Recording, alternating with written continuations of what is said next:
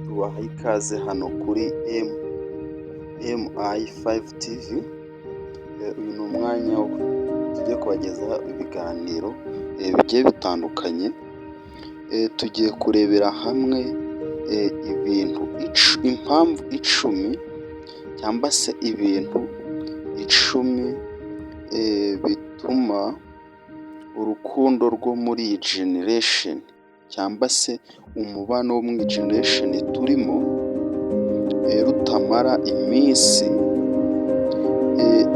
cyangwa se abantu bahora bashwana buri munsi, bumva yuko harimo ikibazo.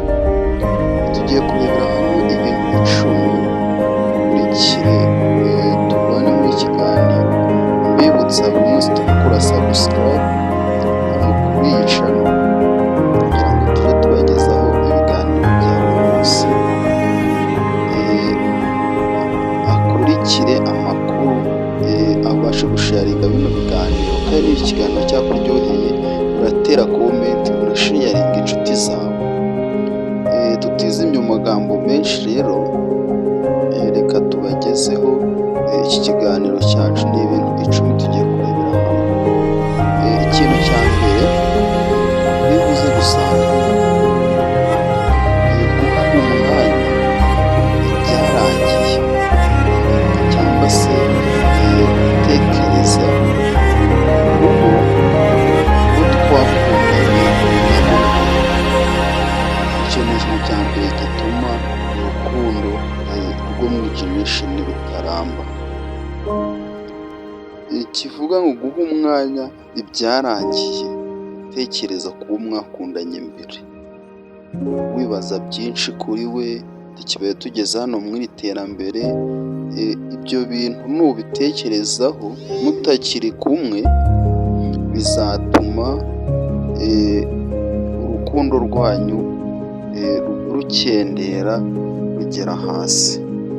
Icya kabiri, ukunda attention wowe udatanga.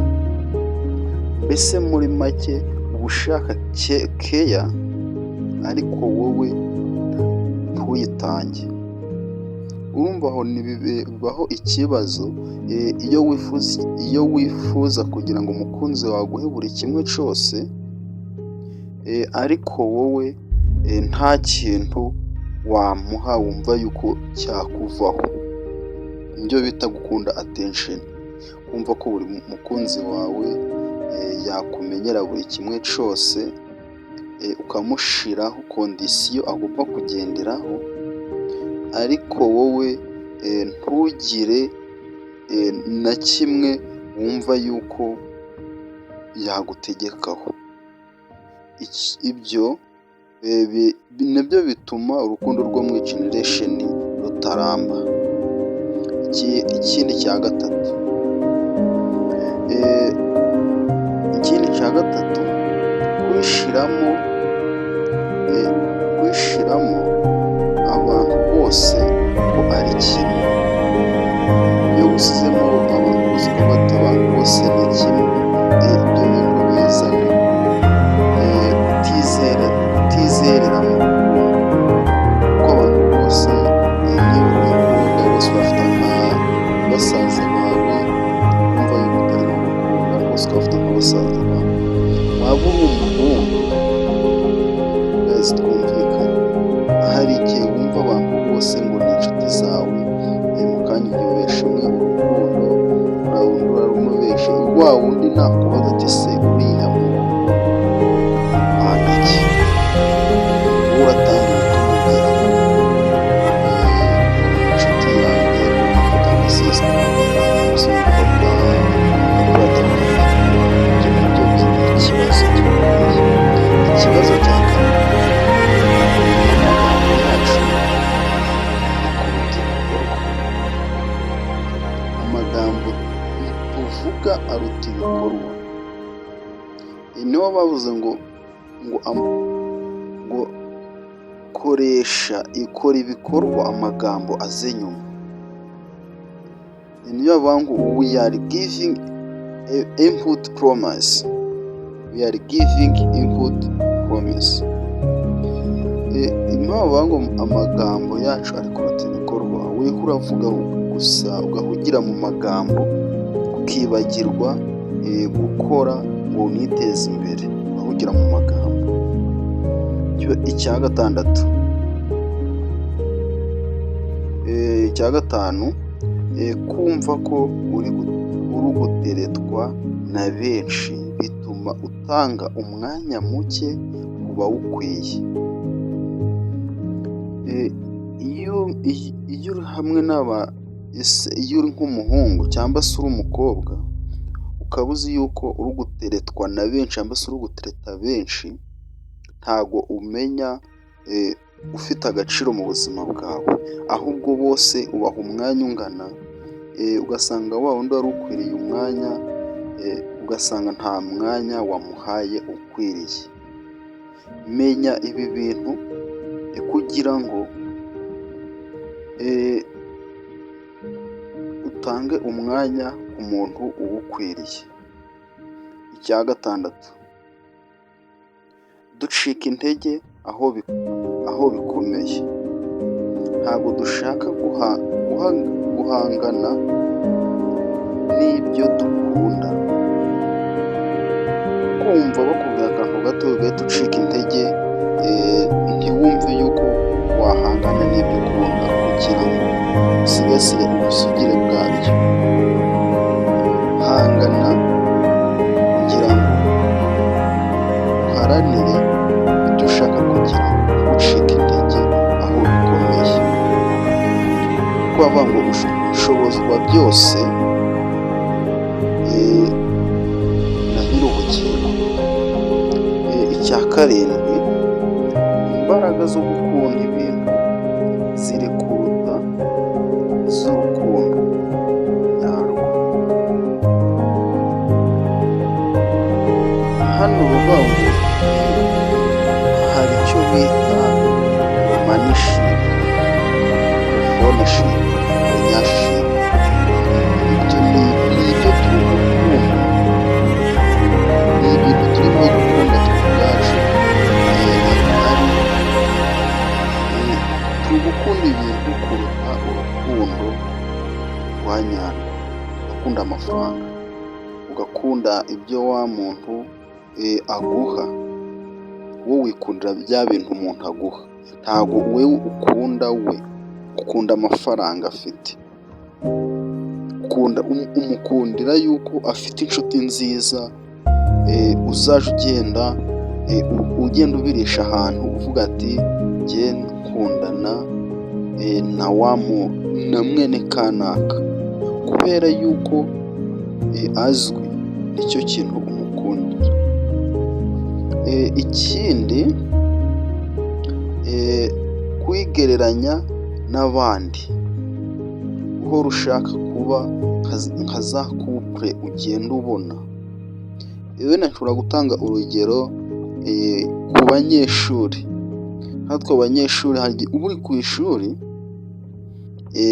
ukifuza kuvuga ati icyampa kuba ndi hamwe na sheri wanjye tumeze nka couple ya runaka. Simuvuze, oya papa, simvuze ngo kanaka, ariko ubwo nyine nawe urimo kwiyumva, ukifuza kuba nka couple ya kanaka. Oya, ibyo bintu bihagarike, ahubwo wowe rema umubano wawe n'uwo mukundana, namwe bifuze kuba nkamwe. Wowe uteye kwifuza kuba nkabo, ahubwo nabo bifuze kuba nkawe, utere imbere. Ikindi kibazo cya 9, dushaka urukundo rudasaba kwitanga. Dushaka urukundo rudasaba kwitanga. Nta n'umwe ushaka kugira ngo yigomwe ibyaremwe. Rudasaba kwitanga. Wakumva yageze mu bibazo akwaka ibyo akeneye adafite, kumva yuko arimo kukugora, kandi yaguhaye proof zumvikana zibikenewe byose ariko wowe ukumva yuko arimo kukugora. Nibyo bavuze ngo muri iyi generation dushaka urukundo rudasaba kwitanga. Iki ni ikibazo cya 10 nicyo cya nyuma tugiye gusorezaho. Mbere y'uko tukigeraho reka nibutse buri umwe wese wakoze subscribe kuri M5 TV, ni iby'agaciro kuri buri umwe wese.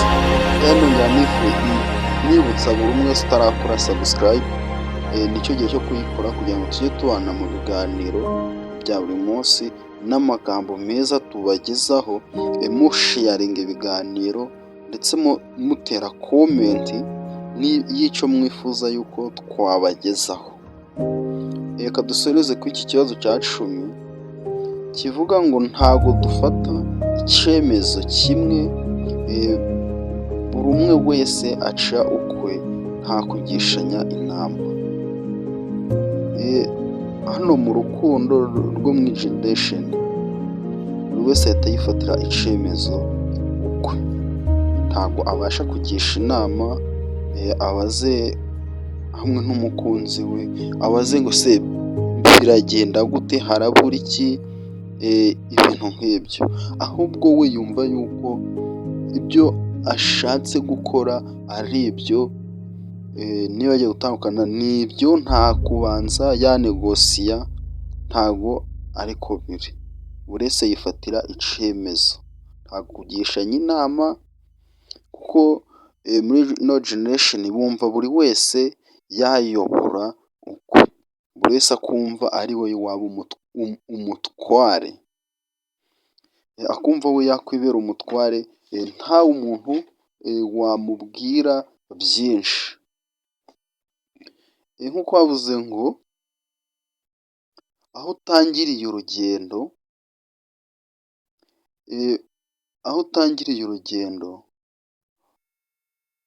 rurangirira hejuru. Aho utangiriye urugendo rurangirira hejuru aho ugeze, kandi ngo iyo utazi iyo uva ntago umenya iyo uje. Banza ufate umwanya wicare witekerezeho, umenye ngo ibyo ndimo ni ibiki, ese ndava he, ese ndaja he. Ibyo bintu numara kubimenya niho uzamenya ibyo ugiye gukora, ukavuga ngo ngiye mu rukundo, ariko ukamenya ngo urwo rukundo ngiyemo ni uruhe. Kuko inkundo ziba zigiye zitandukanye, hari urukundo rwo kuba muri inshuti aho gusa ari ibyo gutwika kugira ngo mwemeze abantu ko mukundana. Hari n'urukundo bati hari abafokasinga ku bantu bagiye gukundana ari hitanirandi. Ibyo rero ubimenye neza, umenye urukundo.